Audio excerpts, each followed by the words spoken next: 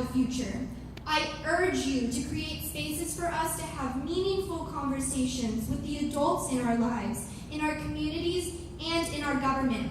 I beseech you to encourage the teens in your life to have their own opinions and ideas, and to share them. Being neutral is not enough anymore. We must fight for and with those who are being denied their basic human rights. We must elect people who are going to make change, who are going to listen to the people they represent. As Archbishop Desmond Tutu has said, if you are neutral in situations of injustice, you have chosen the side of the oppressor.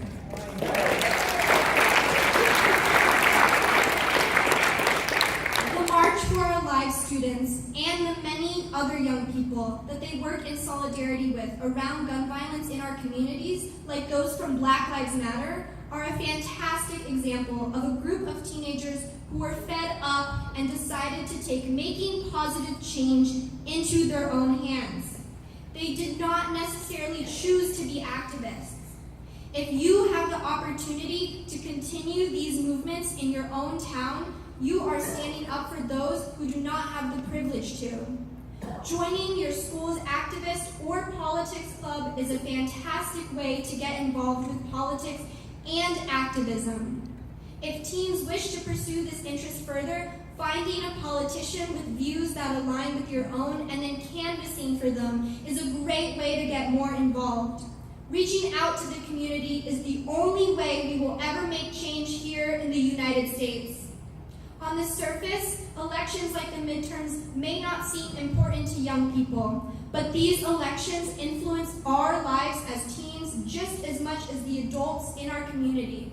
Because a man named Brett Kavanaugh was appointed to the Supreme Court, his actions will influence my generation's lives for up to 30 to 40 years. The decisions that are made by our administration and state representatives will follow us for years and dictate the way we live our lives. This is why teenagers must be included in politics and activism instead of being turned away. Just because we cannot vote does not mean we are not entitled to a voice.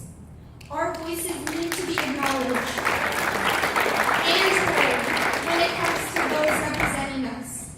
The youth of today need adults in politics they know are working for the best sustainable future, and you are about to hear from the cream of the crop. My name is Tallulah Costa, and my generation is coming. We are listening and we are watching. Thank you.